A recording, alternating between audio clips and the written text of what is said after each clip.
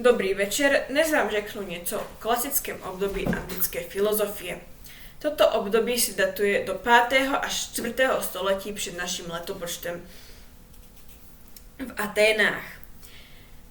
Je označováno za zlatý věk řeckého myšlení. Je tomu tak hlavně proto, že toto období položilo základy evropské vědy, politiky, logiky, morálky nebo etiky. K hlavním představitelům patřili sofisté, Sokrates, Platon a Aristoteles. Sofisté se na filozofické scéně tohoto období objevili jako první, a to v 5. století před naším letopočtem v Aténách. Všeobecně byli centralizováni v Aténách, protože právě tady člověk potřeboval obhájit svůj názor před soudem nebo v politické debatě. Sofisté se od ostatních filozofů lišili tím, že za své služby chtěli poplatek.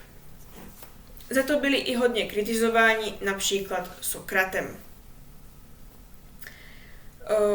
Vyučovali rétoriku, logické myšlení a umění přesvědčovat, aby se teda lidi dokázali obhájit. Asi k nejznámějším představitelům patřili Protagoras a Gorgias. Sokrates žil v 5. století před naším letopočtem v Aténách. Byl symbolem filozofa, který hledá pravdu a morální dobro a ne slávu nebo peníze. Sám tvrdil, že nic neví, s jeho slavným výrokem "Vím, že nic nevím". Sokrates vedl rozhovory s lidmi, cizími i svými žáky na ulici, kde vyučoval takzvaným sokratovským dialogem. Tedy on pokládal otázky a snažil se, aby ti ostatní, ty, které vyučoval, se dopracovali k té pravdě sami.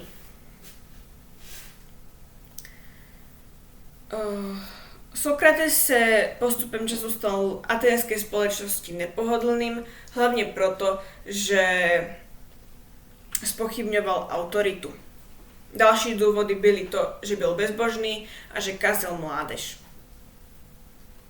Zemřel vlastní rukou, protože on sám dobrovolně vypil jed s bolehlavem. Jeho myšlenky a filozofie však přežili hlavně díky jeho žákům, a to hlavně díky Platónovi. Platón, další představitel klasického období, byl, jak už jsem zmínila, žákem Sokrata.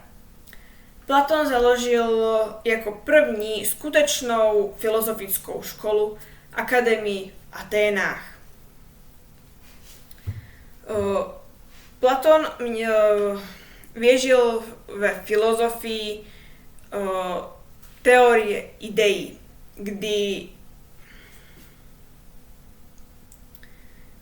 kdy svět je rozdělen na dvě roviny skutečností. Svět smyslu a svět ideí. Svět smyslu byl podle něj ten špatný, ten klamný, a svět ideí byl dokonalý, věčný a skutečný.